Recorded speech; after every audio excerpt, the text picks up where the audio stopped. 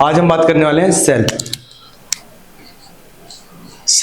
ठीक, सेल की अगर अपन बात करें तो जैसे कि अपन जानते हैं सेल क्या है, अपनी बॉडी की स्ट्रक्चरल और फंक्शनल यूनिट है। लिविंग बॉडी की स्ट्रक्चरल और फंक्शनल यूनिट है, संरचनात्मक और क्रियात्मक इकाई है। ये चीज तो अपन अच्छे जानते हैं, जिसमें अगर अपन देखें तो ये जो सेल है अपनी पूरी बॉडी है लगभग 100 ट्रिलियन सेल, क्या 100 ट्रिलियन सेल से मिलकर बनी हुई है। ठीक है, लगभग। अगर और अच्छे से अगर अपन देखें तो 100 ट्रिलियन सेल तो है, साथ में अगर अपन देखें तो जिसमें से 100 ट्रिलियन सेल में अगर देखें तो लगभग 25 ट्रिलियन सेल अपने को आरबीसी मिलेंगी और 75 ट्रिलियन सेल अपने को अदर सेल देखने मिलती है। अगर अपन देखें कि जो 100 ट्रिलियन की बात करें, अगर 1 ट्रिलियन देखें, क्या 1 ट्रिलियन, ठीक है, तो 1 ट्रिलियन बराबर 1,00,000 करोड़, क्या 1,00,000 करोड़। ठीक है, ये 1 ट्रिलियन की बात कर रहे पर 1 ट्रिलियन जो है वो कितने के बराबर है, 1,00,000 करोड़ के बराबर है। वहीं जो अगर अपनी सेल की संख्या देखें तो लगभग अपनी पूरी लिविंग बॉडी में 100 ट्रिलियन सेल मिलेंगी, जिसमें से आरबीसी जो है, रेड ब्लड सेल, क्या आरबीसी जो है वो लगभग अपने को कितनी मिलेंगी, 25 ट्रिलियन। ठीक, 25 ट्रिलियन। देन अदर सेल की अपन बात करें जो और पूरी बॉडी, जैसे अपनी हेपेटोसाइट हो गई, लीवर सेल हो गई, देन न्यूरॉन हो गया और डब्ल्यूबीसी, प्लेटलेट, जो जितनी भी अदर सेल्स है, ऑस्टियोसाइट, फिब्रोब्लास्ट, जितनी भी सेल है वो अपन काउंट करते हैं किसमें, 25 ट्रिलियन सेल में। ठीक है, ये एक बेसिक है जिसमें अपन देख रहे हैं कि ये जो सेल है, सेल टोटल 100 ट्रिलियन सेल है, जिसमें से 25 ट्रिलियन सेल अपनी आरबीसी है। क्यों है इतनी ये ज्यादा संख्या में, क्यों है जो आरबीसी है वो अपने बॉडी में ज्यादा संख्या में क्यों है? इसका स्ट्रक्चर अपने को पता है, कुछ बाइकॉनकेव अपने को देखने मिलेगा, है ना। इसके पास न्यूक्लियस भी प्रेजेंट नहीं होता। तो ये ज्यादा संख्या में इसका होने का रीजन ये है क्योंकि इसको जो अपना आरबीसी है, इसको पहली चीज तो O2 कैरी करना है और कैरी करके पूरे बॉडी में सर्कुलेशन, पूरे बॉडी में के हर एक टिश्यू, हर एक सेल तक पहुंचाना है। देन दूसरी चीज अगर अपन बात करें तो न्यूट्रिशन भी पहुंचाने का काम करता है।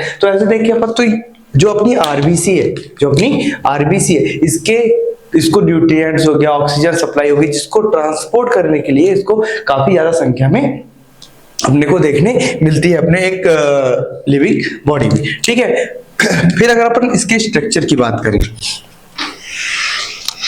अगर अपन सेल के स्ट्रक्चर की बात करें, ठीक है, तो देखिए अपन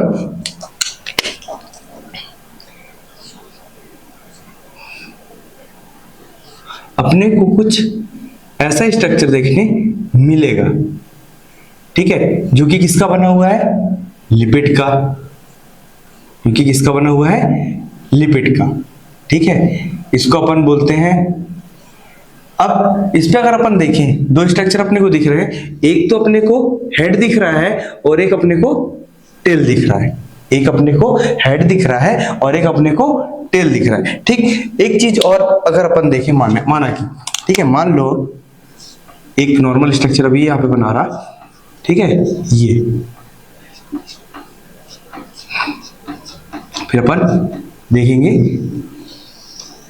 एक ये, ठीक है। तो ये एक अगर सेल है जिसमें से अब अपने को पता है यहां सेल के बाहर, अगर अपन सेल के बाहर की बात करें तो यहां भी फ्लूइड भरा हुआ है, हाँ, यहां पे भी फ्लूइड है। और यहां पे सेल के अंदर की अगर अपन बात करें तो सेल के अंदर भी फ्लूइड है ना।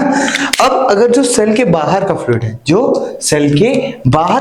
है, वो इसको अपन क्या बोल रहे हैं, एक्स्ट्रा सेलुलर फ्लूइड बोल रहे हैं, और जो सेल के अंदर का फ्लूइड है अपन उसको इंट्रा सेलुलर फ्लूइड बोल रहे हैं। ठीक है, इसकी चर्चा मैं बाद में फिर और डिटेल में करूंगा कि extra cellular fluid and intra cellular fluid का फॉर्मेशन कैसे होता है, ये फ्लूइड अपने यहाँ सेल के बाहर में किस तरीके से प्रेजेंट होती है, क्योंकि एक सेल और दूसरे सेल के बीच भी अपने को दूसरा फ्लूइड भी मिलता है, एक एक्स्ट्रा सेलुलर फ्लूइड के साथ इंटरस्टिशियल फ्लूइड। ठीक है, तो इसकी चर्चा अपन बाद में करेंगे। अभी अपन सिर्फ अभी ये देख रहे हैं कि जो सेल है, ये जो सेल है, सेल के बाहर का जो फ्लूइड है अपन उसको बोल रहे हैं एक्स्ट्रा सेलुलर फ्लूइड, और जो सेल के अंदर का फ्लूइड है, जो सेल के अंदर है, बनी बात है अंदर है, तो इंट्रा सेलुलर फ्लूइड है ना, आईसीएफ और ईसीएफ के नाम से अपन इसको जानते हैं। ठीक है, अब देखें अपन, तो ये जो इसका बाहर का स्ट्रक्चर है, ये इसके हेड की अगर अपन बात करें, ये हेड, हाँ, तो ये हेड कहाँ है,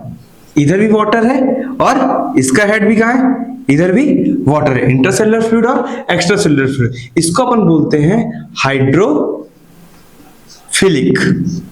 क्या बोलते हैं अपन इसको, हाइड्रोफिलिक। क्यों फिलिक, क्योंकि बनी बात है, हाइड्रो मतलब वाटर है ना, और फिलिक मतलब प्यार। ठीक है, तो हाइड्रोफिलिक देख सकते हैं, इसका हेड जो है कहाँ है, वाटर के पास है, इधर भी वाटर है, और इधर भी देखें तो इधर भी वाटर भरा हुआ है, तो वाटर, हाइड्रो और फिलिक। वहीं अगर अपन देखें जो इसका टेल है, टेल किधर है, अंदर की ओर, टेल किधर है, अंदर की ओर है ना, वाटर को देखे, जैसे कि अगर अपन डॉग की बात करें तो वाटर को देख के भागता है, तो यहाँ पे अगर देखें हाइड्रो, यहाँ पे भी हाइड्रो पर क्या फोबिक, हाइड्रोफोबिक, फोबिया, फोबिया मतलब क्या होता है, डर। ठीक है, तो हाइड्रोफोबिक, हाइड्रोफोबिक क्योंकि यहाँ पे अपने को वाटर का अमाउंट मिल रहा है क्या, नहीं मिल रहा। ठीक है, तो ये जो लिपिड की बनी हुई मेम्ब्रेन है, इसको अपन क्या बोल रहे हैं, हाइड्रोफिलिक और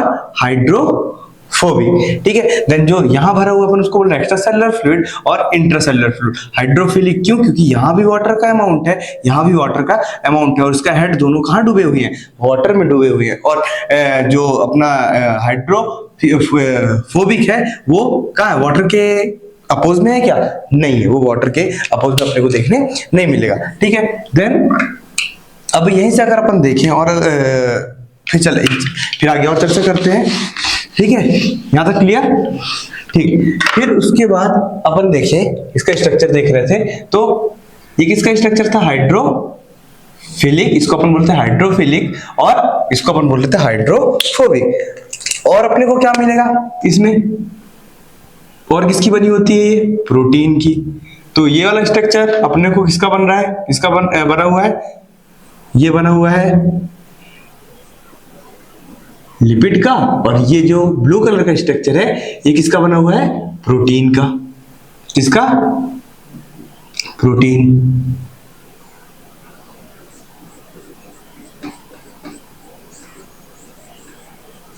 ठीक, ये क्या हो गया, प्रोटीन।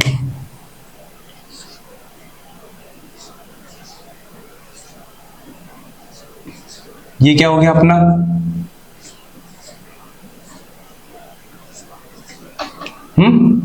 ये हो गया सेल मेम्ब्रेन। ये क्या है, किसका स्ट्रक्चर पढ़ रहे हैं अभी अपन, सेल मेम्ब्रेन। जो सेल की मेम्ब्रेन है जिसको अपन और किस नाम से जानते हैं, प्लाज्मा मेम्ब्रेन के भी नाम से जानते हैं, और किस नाम से जानते हैं, प्लाज्मा लिम्मा। किसके नाम जानते हैं, प्लाज्मा लिम्मा। ठीक है,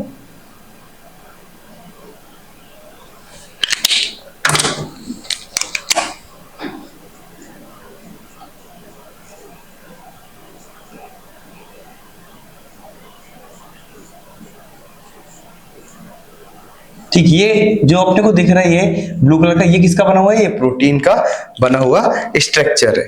ठीक है,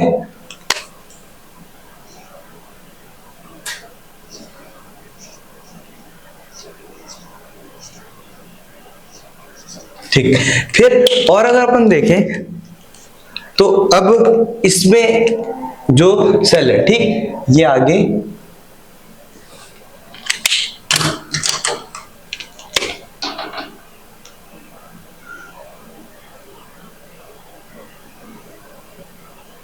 इसमें पड़े होते हैं क्या, माइक्रोविलाई।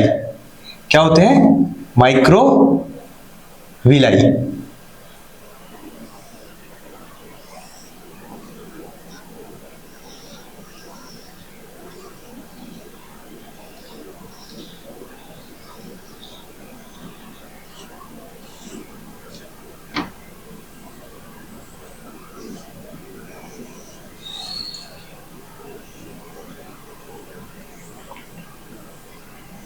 डबल मेम्ब्रेन स्ट्रक्चर है ना, तो ये क्या हो गया, ये माइक्रोविलाई।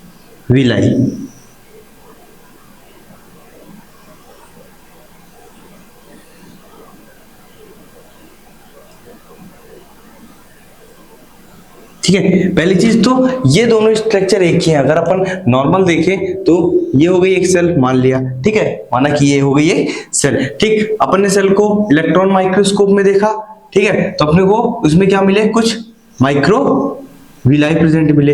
ठीक, अपन ने और उस पे फोकस किया और देखा तो अपन को ये जो माइक्रोविलाई है उसमें अपने को कुछ सेल में क्या मिल रहा है, ये स्ट्रक्चर देखने मिल रहा है, जो कि अपन ने देखा।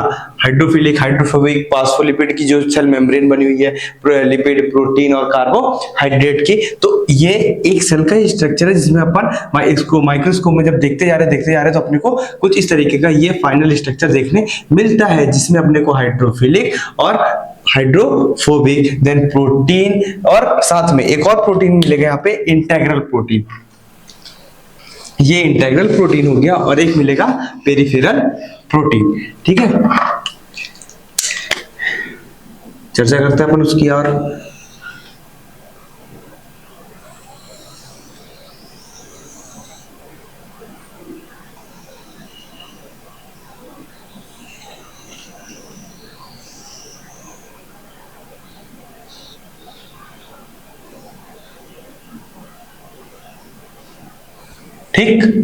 ठीक है, तो अपन ये क्या देखा अपन ने इस पे, सेल मेम्ब्रेन जो कि किसकी बनी हुई है, ये पूरा का पूरा स्ट्रक्चर किसका है, अभी ये एक सेल के अंदर अपन किसका स्ट्रक्चर देख रहे हैं, सेल मेम्ब्रेन का, जिसमें बाहर की ओर कौन सा फ्लूइड है सेल के बाहर की ओर, ECF।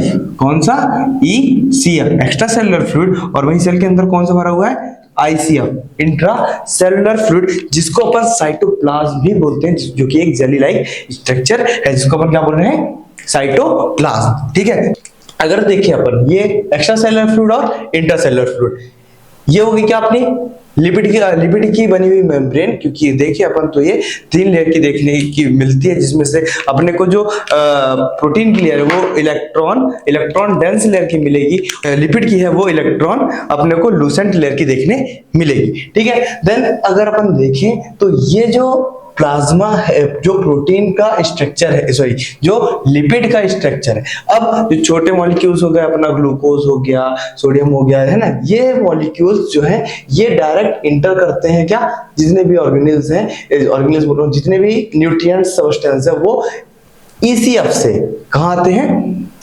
ICF में, कहा इंटर एक्स्ट्रा सेलुलर फ्लूइड से इंट्रा सेलुलर फ्लूइड में आते हैं। अपन ECF की चर्चा अगले नेक्स्ट वीडियो में जरूर करेंगे कि ये जो ECF का फॉर्मेशन है और ICF का ये बनता कैसे है। ठीक है, तो ये जो ECF एक्स्ट्रा सेलुलर फ्लूइड से न्यूट्रिएंट्स कहां ट्रांसफर हो रहे हैं, ICF में, देन ICF से ये कहां ट्रांसफर हो रहे हैं, ECF में। ठीक है, जो छोटे मॉलिक्यूल है ये सेल मेम्ब्रेन से डायरेक्ट इंटर कर जाएंगे कहां, ICF में, और जो बड़े मॉलिक्यूल हैं वो, ये कौन सा प्रोटीन है, इंटेग्रल प्रोटीन, कौन सा, इंटेग्रल प्रोटीन, और अपने को यहां एक और प्रोटीन मिलेगा,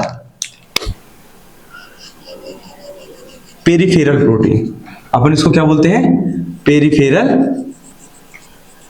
प्रोटीन। ठीक है, ये जो इंटेग्रल प्रोटीन है, ये जो ब्लू कलर का स्ट्रक्चर है, ये जो इंटेग्रल प्रोटीन है, यहाँ पे क्या होता है कि जब जो बड़े मॉलिक्यूल आते हैं वो इंटर जब छोड़े इस मेम्ब्रेन से नहीं कर पाते तो वो किधर से आते हैं, वो अपने प्रोटीन, जो अपनी इंटेग्रल प्रोटीन है वहां से इंटर करते हैं कहां, इंट्रासेलुलर, मतलब सेल के अंदर। ठीक है, इंटरसेलुलर कंपार्टमेंट पे। जब यहाँ से ये छोटे जो बड़े मॉलिक्यूल है वो इंटर, अब जो उससे भी बड़े मॉलिक्यूल हैं, उससे भी बड़े मॉलिक्यूल है जो कि वो कुछ भी हो सकता है, अपना हार्मोन हो सकता है, एंजाइम हो सकता है ना। कुछ जो छोटे हैं वो तो इंटर कर ही रहे हैं, हार्मोन एंजाइम जो भी है। देन जो उससे बड़े मॉलिक्यूल है वो इंटीग्रल प्रोटीन से इंटर कर रहे हैं। लेकिन जो उससे भी बड़े अपने हार्मोन्स है, एंजाइम्स है, जैसे कि अपना इंसुलिन हो गया है ना, तो ये किसके थ्रू अपने अपने स्टिमुलस अपने एंजाइम को सिक्रेट करवाते हैं?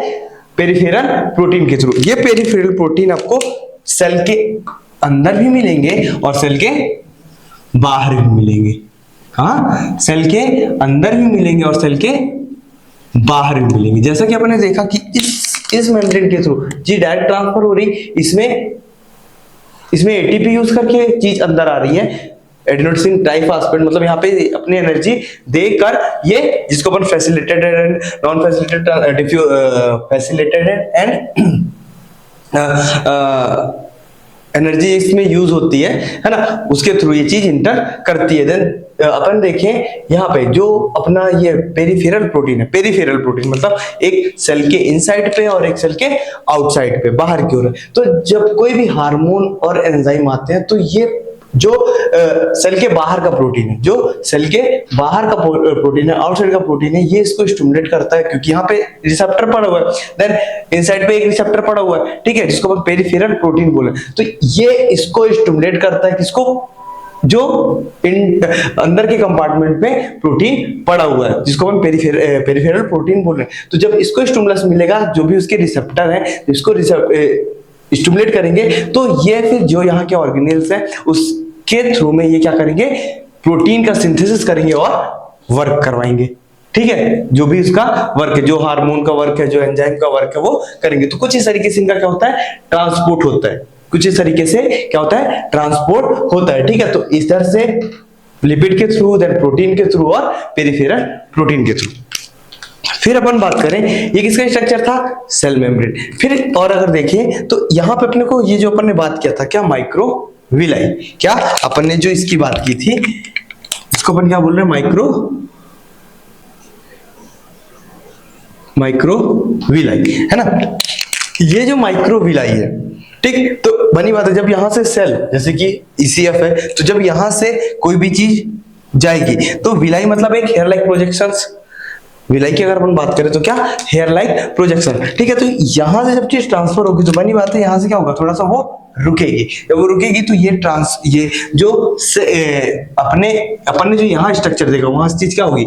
सेल के अंदर आना स्टार्ट होगी। ठीक है, तो ये माइक्रोविलाई जो करती है, क्या करती है? जो हेयर लाइक प्रोजेक्शंस है, ये सेल से न्यूट्रिएंट्स को अंदर की ओर, पहली चीज तो इसको होल्ड करती है।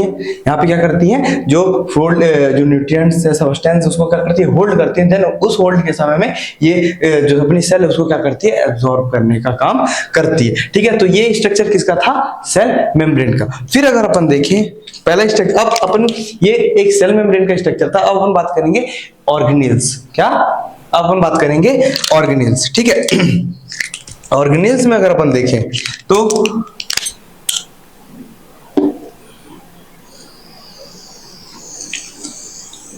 ये क्या?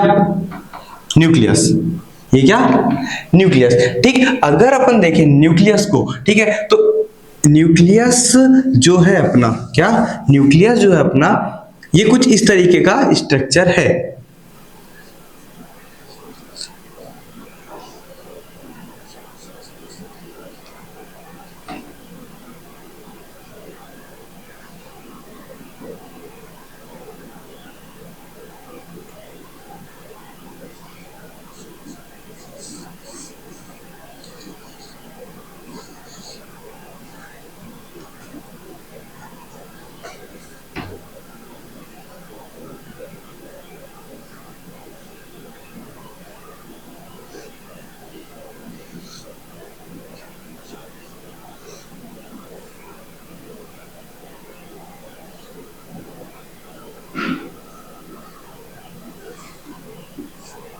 ये क्या है? Endoplasmic reticulum. एंडोप्लाज्मिक रेटिकुलम भी देखें अपन तो ये भी कितने टाइप के होते हैं? ये दो टाइप के अपने को देखने मिलेंगे।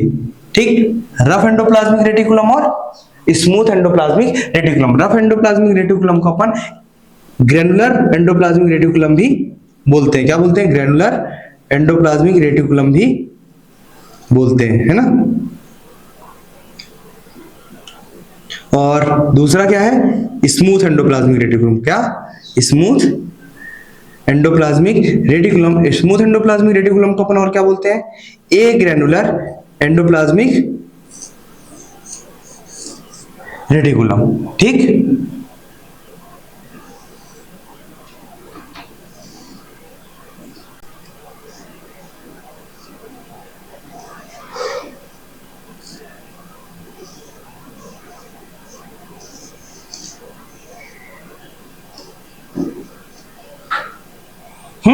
तो देखें अपन, तो ये जो अपना न्यूक्लियस है, क्या जो अपना न्यूक्लियस है, न्यूक्लियस किससे कवर है? ये एंडोप्लाज्मिक रेटिकुलम, जिसमें से अपने को दिख रहा है बहुत, ये पोर्स दिख रहे हैं। क्या दिख रहे हैं? पोर्स दिख रहे हैं। ये अगर अपन देखें तो ये दिख रहे हैं पोर्स। हाँ, यहां से चीज क्या होती है? ट्रांसफर होती है। कहां आती है? न्यूक्लियस से साइटोप्लाज्म में, और साइटोप्लाज्म से कहां एंटर करती है? न्यूक्लियस में। ठीक है, तो अगर अपन इस स्ट्रक्चर की बात करें, ये जो एंडोप्लाज्म, जैसा कि अपन ने देखा था एंडोप्लाज्मिक रेटिकुलम दो, कौन कौन से? एक रफ एंडोप्लाज्मिक रेटिकुलम। अब ये रफ क्यों है? क्योंकि ये जो है इसमें क्या चिपका हुआ है? क्या मिलेगा अपने को इसमें? इसको अपन ग्रेनुलर बोल रहे हैं ना, इसमें अपने को मिलेगा क्या? राइबोसोम। क्या मिलेगा? राइबोसोम। क्या? राइबोसोम, है ना। ये जो ब्लू कलर का स्ट्रक्चर है क्या है? राइबोसोम।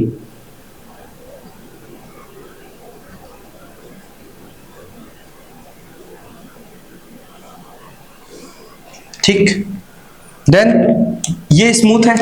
ये क्या है? स्मूथ है। तो ये किसका बना हुआ है? ये, इसमें अपने को ग्रेन्यूल्स देखने नहीं मिलेंगे। वहीं अगर अपन देखें तो अपने को न्यूक्लियस के अंदर क्या मिलेगा? डीएनए। क्या मिलेगा? डीएनए। और डीएनए से क्या बनता है? आरएनए। डीएनए से क्या बनता है?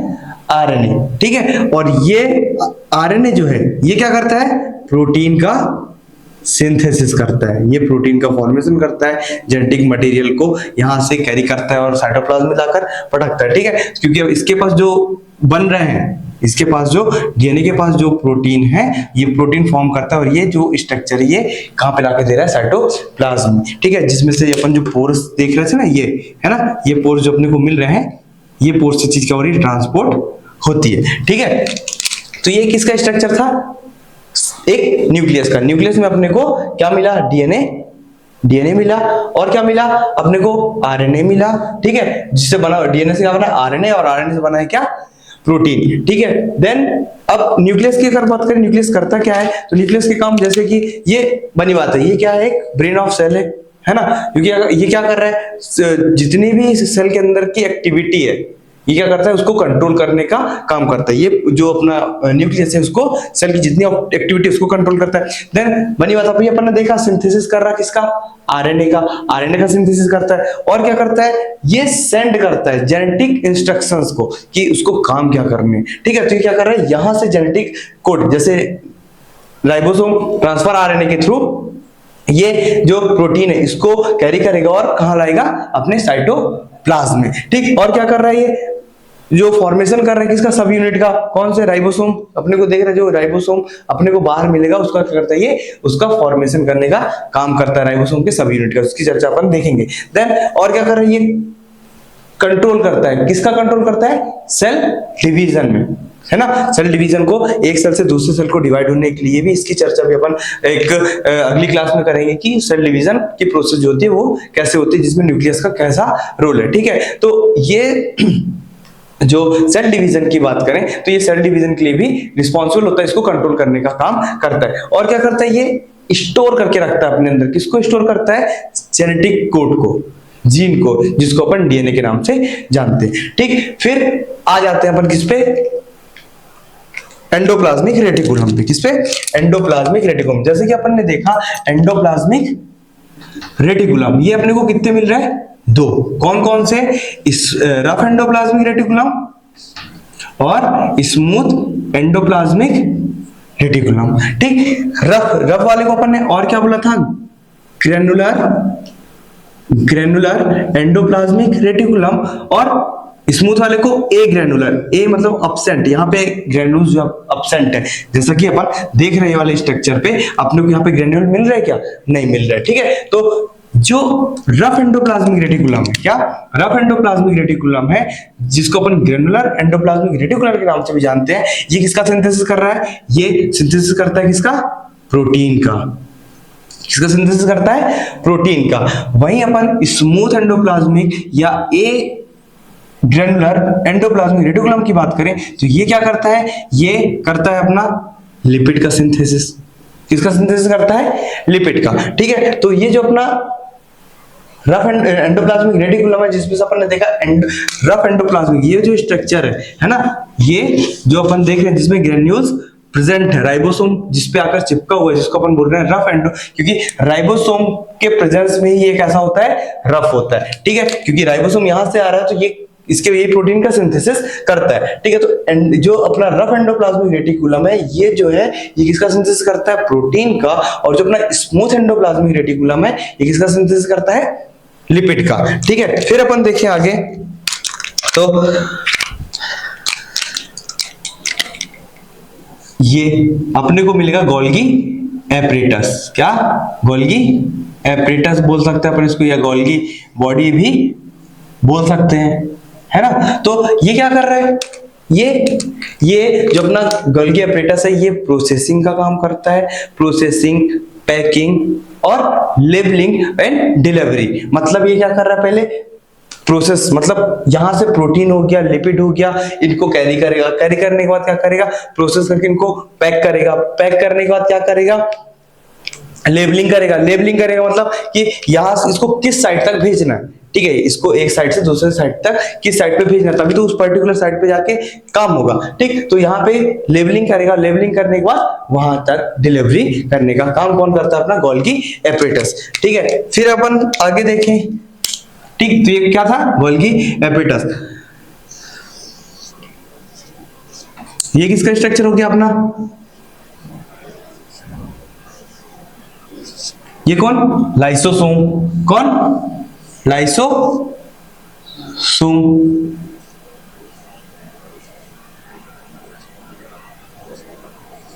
ठीक है, ये जैसा कि देख रहे हैं अपन, कैसे ये खतरनाक दिख रही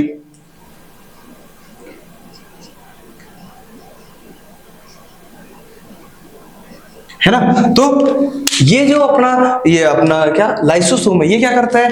ये अगर अपन देखें तो लाइसोसोम क्या करता है? पहले तो जो डीजनरेट करता है कि जो माइक्रो मॉलिक्यूल होते हैं उनको तोड़ने का काम कर रहा है। दूसरी चीज और ये क्या करता है? ये जो सेल हमारी एक्सेस सब्सटेंस निकालती है ना, उसको ये क्या करता है? रिमूव करने का काम करता है। और ये सिक्रीशंस भी करता है। जो लाइसोसोम है ये सिक्रीशन करता है। किसका सिक्रीशन करता है? एक तो मेलानिन हो गया, ठीक है, और सेरोटोनिन, इसका क्या करता है? ये सिक्रीशन करता है। कौन? अपना लाइसोसोम। ठीक है, फिर अपन अगर आगे स्ट्रक्चर की बात करें तो परऑक्सीसोम। कौन सा? परऑक्सीसोम। ठीक है,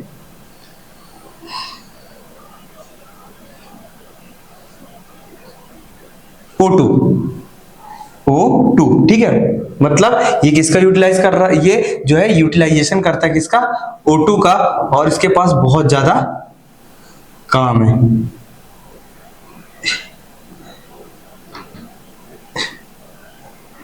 रो नहीं रहा है, पसीना ज्यादा आ रहा है, मतलब काम इसके पास ज्यादा है। ठीक है, तो अगर अपन देखें तो O2 मतलब सबसे पहले यही से अपन चीज को समझ सकते हैं कि इसके पास काफी काम है। ऑक्सीजन का जो यूटिलाइजेशन होता है वो कहाँ होता है? अपने परऑक्सीसोम में होता है। देन और ये क्या करता है? ये अपना जो H2O2 है उसका डिटॉक्सिफिकेशन के लिए काम करता है। देन ग्लूकोनियोजेनेसिस, नए ग्लूकोज को बनाने में ये मदद करता है ना। जो अपने बॉडी में जब ग्लूकोज की कमी हो जाती है तो ग्लूकोनियोजेनेसिस, नए ग्लूकोज को बनाने के लिए ये हेल्पफुल है। और क्या करता है? ये माइलिन शीथ का फॉर्मेशन करने के लिए भी ये रिस्पॉन्सिबल है। जैसे कि अपन ने न्यूरॉन में देखा था, तो जो माइलिन का फॉर्मेशन होता है, माइलिन शीथ का, ये फॉर्मेशन करने के लिए रिस्पॉन्सिबल होता है। और क्या फॉर्मेशन करता है? बाइल एसिड का भी ये फॉर्मेशन करता है, ठीक है। और ये प्यूरिन को यूरिक एसिड में कन्वर्ट करने का भी काम करता है। कौन? अपना पेरोक्सीसोम, ठीक है। ये स्ट्रक्चर हो गया। देन अपन आगे देखें तो और क्या मिला अपने को? सेंट्रोसोम। क्या? सेंट्रोसोम।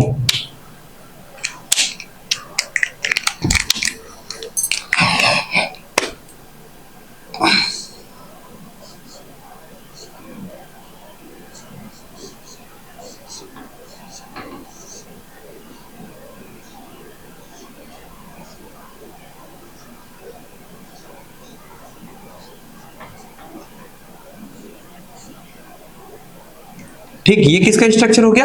सेंट्रोसोम का, ठीक। ये सेंट्रोसोम क्या करता है?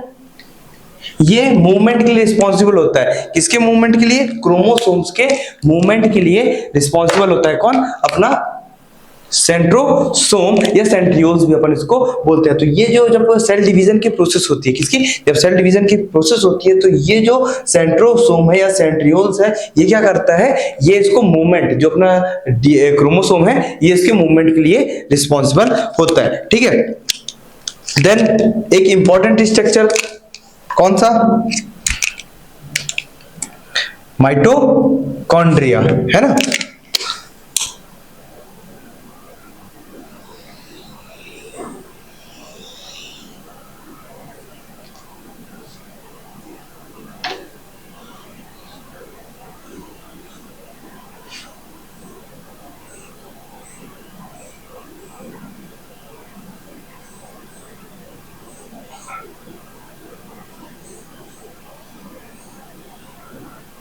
ठीक, ये किसका स्ट्रक्चर हो गया?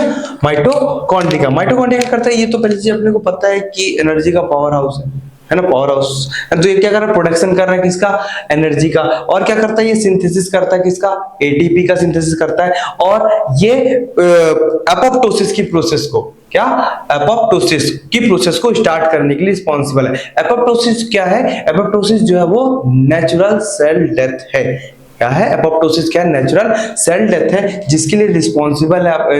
ये इनिशिएट करता है, किसको इनिशिएट करता है? एपोप्टोसिस की प्रोसेस को, ठीक है। ये किसके काम थे?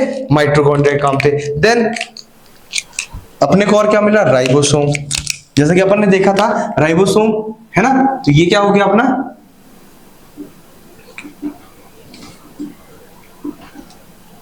राइबोसोम। ये राइबोसोम क्या करता है?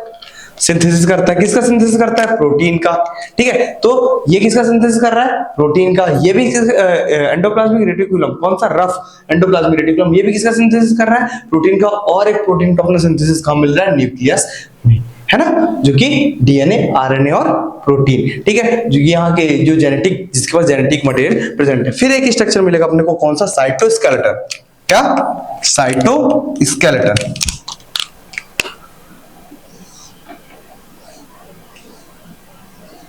ठीक, ये किसका स्ट्रक्चर है? साइटोस्केलेटन का। साइटोस्केलेटन जो है ये क्या करता है? एक सेल को शेप देने का काम करता है। क्या करता है? ये सेल को शेप देने का काम करता है। और क्या करता है? जो सेल की स्टेबिलिटी है, सेल की स्टेबिलिटी को मेंटेन करता है। और सेलुलर मूवमेंट के लिए, जो सेल्स में क्या होता है? मूवमेंट होता है, उसके लिए अपना साइटोस्केलेटन जो है वो रिस्पॉन्सिबल होता है, ठीक है। और एक स्ट्रक्चर है अपने पास, कौन सा?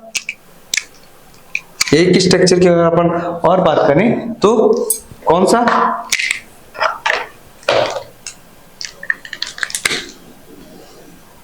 यहां देख सकते हैं,